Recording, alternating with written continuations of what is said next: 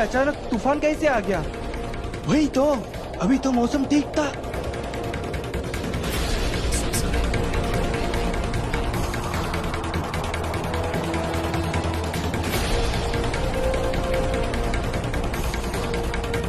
वर कन्या एक दूसरे को वरमाला पहनाएं।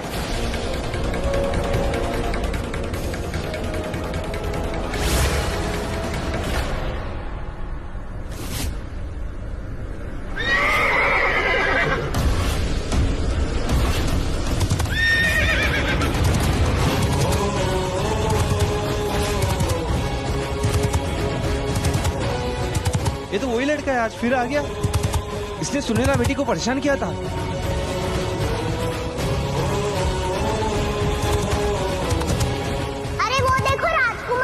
वो देखो, राजकुमार घोड़े पर सवार होके आ रहा है।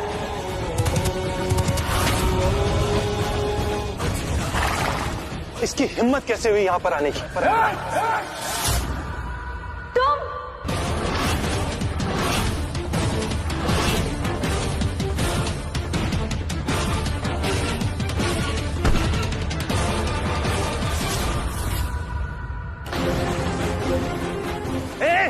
इसका हाथ छोड़।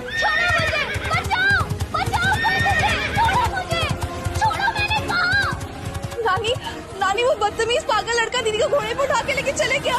क्या?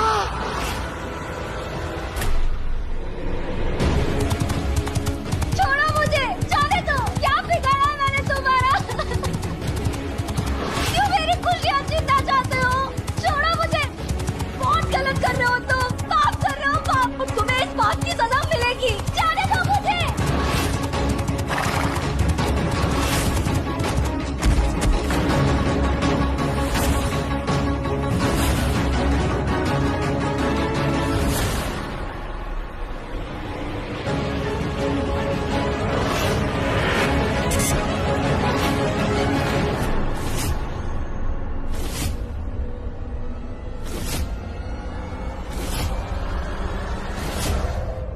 तुम्हारा दिमाग तो सही है। मेरा या तुम्हारा?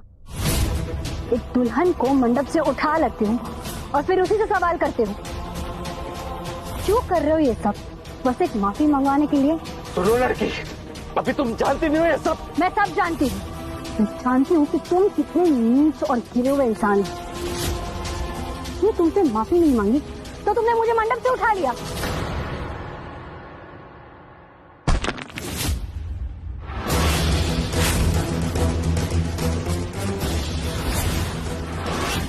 हमने तुम्हारी जिंदगी बर्बाद नहीं की है, बल्कि जिंदगी बर्बाद होने से बचाई है। तुमने हमारे ऊपर एहसान किया था ना, हमारी जान बचाकर, तो आज हमने तुम्हारी जिंदगी बचा करके उस एहसान का बदला चुका दिया। मेरे दिमाग में विघ्न डालकर कौन सा एहसान किया है तुमने मुझ पर? विघ्न नहीं डाला, बल्कि तुम्हारे ऊपर आने वाले संकट से तुम्हें बचाया। कौन सा संकट? ये क्या कह रहे हो तुम? सही कह रहे हैं हम। वो जो लड़का जिस महापुरुष से तुम विवाह करने वाली थी, वो विवाह बच्चा तुम्हें बेचने वाला था। छोड़ो मुझे, जाने दो।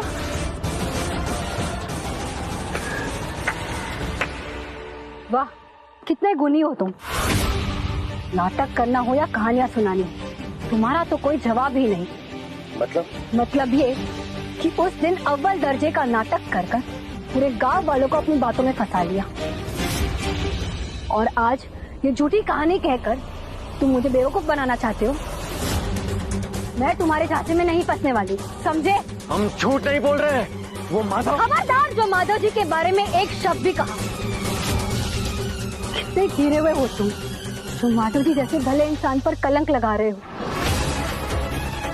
इतना बड़ा झूठ बोलते हुए शर्म नहीं आती तुम्हें?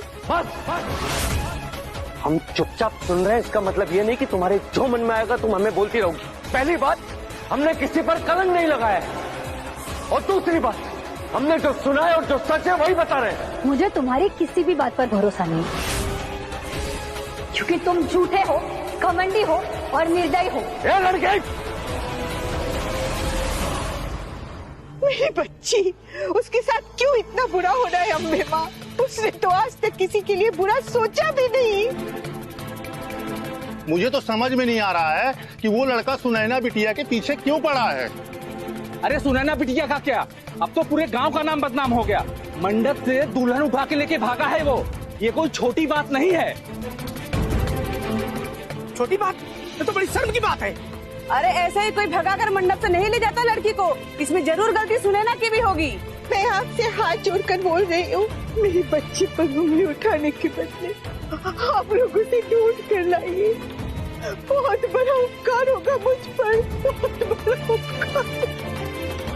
मैं तो कहता हूँ जितने भी पैसे और गहने मिले हैं जल्दी से लेकर निकलो यहाँ से। जीजा जी आप तो हमारी मदद कीजिए ना। आपने तो पिछली बार भी दीदी को बचाया था ना। आप उन्हें ढूंढ के लेकर आ जाइए जीजा जी। जीजा जी आप तो दीदी से प्यार करते हैं ना। पहले तो जीजा जी कहने की रट लगाना बंद कर। और हाँ, मेरा ये बेटा तो बहुत बड़ा मूर्ख निकला जो तुम्हारी चरित्रहीन दीदी से प्यार कर बैठा। देखा कैसे भाग गई ना मंडप से। भागी नहीं है काकी, भगाया, और वो भी उस लड़की ने जबरदस्ती। देखा ना मेरी दीदी कैसे डर के चीख रही थी। हमें क्या पता ये उसका नाटक हो। हम क्या करें। और एक बार मंडप से भागी हुई लड़की से ना दोबारा कोई मंडप पे नहीं बिठाता। हमारा एहसान मानने की बजाय तुम्हारी बुराइयां गिनवा रही हो।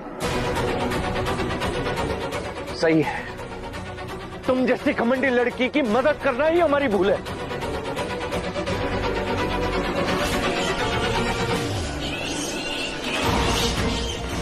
ये चमगादड़ आज दिन में कैसे?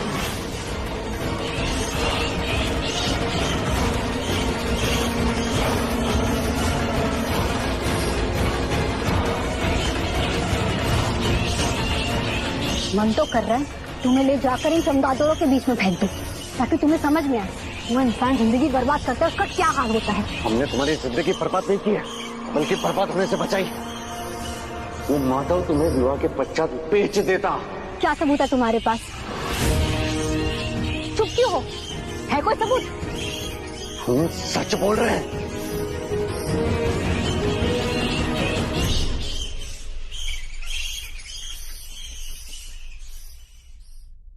ठीक है, अगर तुम ये साबित कर पाते हो कि जो तुमने कहा वो सच है, तो मैं अपना सर तुम्हारे पैर पर रखकर तुमसे माफी मांगूंगी। पर अगर तुम ये साबित नहीं कर पाए तो तुम्हें मानना पड़ेगा कि तुम एक अड़ियल, घमंडी, अनुशासनहीन और निर्दय इंसान हो।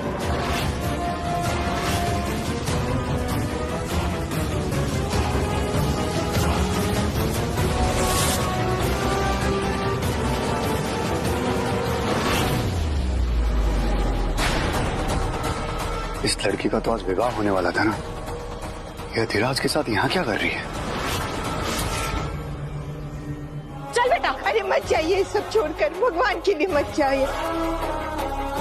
बस थोड़ा सा इंतजार कीजिए, मैं अपनी सुनैना को ढूंढ कर लाती हूँ। मुहूर्त के भी थोड़ा समय बाकी है, तब तक मैं सुनैना को ढूंढ कर ले आऊंगी।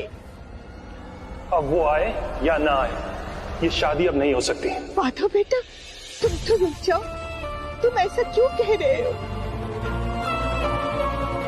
तुम तो जानते हो ना मेरी बेटी कितनी अच्छी है, और उस लड़के ने उसे बहकाया है। आपकी बेटी कितनी अच्छी है ये तो पूरा का पूरा गांव देख रहा है नानी। पिछली बार मैंने उस पर भरोसा करने की गलती कर ली थी, पर इस बार नहीं करूंगा। जिसको जो समझना है समझे। मुझे पता है कि मेरी दीदी की कोई गलती नहीं है। जो कुछ भी हुआ, मेरी दीदी सबसे अच्छी है। तो रखो ना अपनी सबसे प्यारी दीदी को अपने पास जिंदगी भर। हाँ?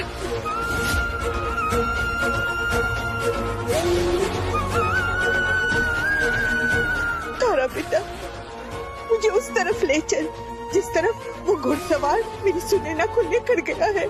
मैं अपनी बेटियों को ढूंढ कर लाऊंगी, ढूंढ कर लाऊंगी। तुम्हारे एक एक शब्द का बदला मैं ऐसे लेता कि तुम्हारे मुंह से आवाज तक नहीं निकलती, पर अब तक मैंने बर्दाश्त किया। अगर एक और शब्द तुमने हमारे लिए गलत बोला तो हमसे बुरा कोई नहीं होगा। बिल्कुल सही कहा, तुमसे बुरा इंसान और कोई हो ही नहीं सकता, क्योंकि तुम्हें ना तो औरतों का आदर करना आता है, ना बड़ों का लिहाज, ना बोलने की तमीज है और ना ही अच्छी सोच। ये कैसे इंसान हो तुम जो दूसरों को दुख देकर तुम्हें सुख मिलता है। ऊपर से तुम्हें तुम्हारी गलती भी नहीं दिखाई देती। कोई गलती नहीं की मैंने, समझी घमंडी लड़की। सच सुनकर बुरा लगा तो एक और सच सुनो।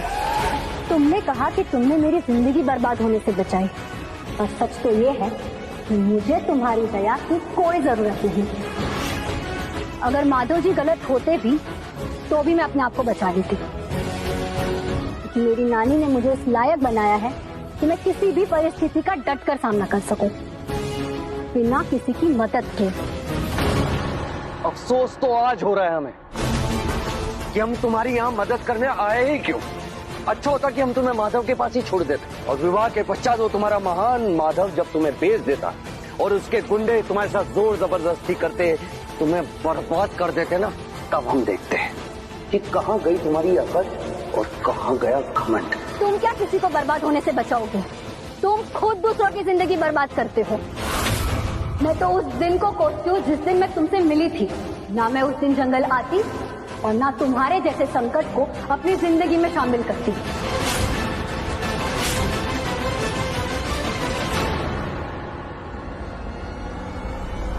रुक जाओ, रुक जाओ।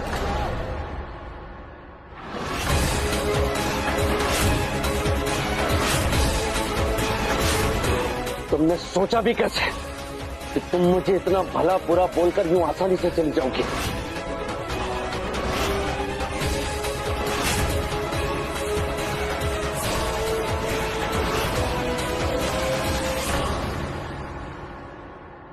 मेरी इस कठिन साधना से आज चंद्र ग्रहण होकर रहेगा। ये दुर्भाग्य तो उस लड़की के होगे जिससे तुम विवाह करोगे। जो सिर्फ औरतों का अपमान करना जानता हो, वो अपनी पत्नी को क्या सम्मान दे पाएगा? ये लड़की भगवान ना करे अगले 7 जन्मों तक तुम जैसों का सामना हो मेरा। अब तुम देखना हम तुम्हारी ये इच्छा कैसे पूरी करते हैं।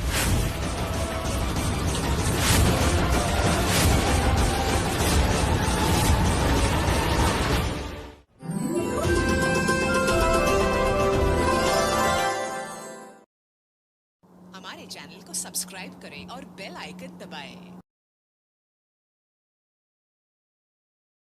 राजमहल की कहानी में अभिमन्यु की इस जबरदस्ती मांग भरने की पीछे साजिश को कैसे नाकाम कर पाएगी सुनैना, और क्या अभिमन्यु और कनक की शादी होने देगी सुनैना, क्योंकि सुनैना की शादी अभिमन्यु ने होने नहीं दी, जिसका बदला वह अवश्य लेगी। और जब वह जंगल में होते हैं तभी वहाँ पर चमगादड़ पहुँच जाता है, जो यह सब देख रहा होता है। क्या चमगादड़ जाकर डाकिनी चंद्रलेखा को सब सच्चाई बता देगा, और क्या बीतेगी कनक पर जब उसे पता चलेगा कि जिससे वह प्यार करती है उसकी शादी सुनैना नाम की लड़की से होगी।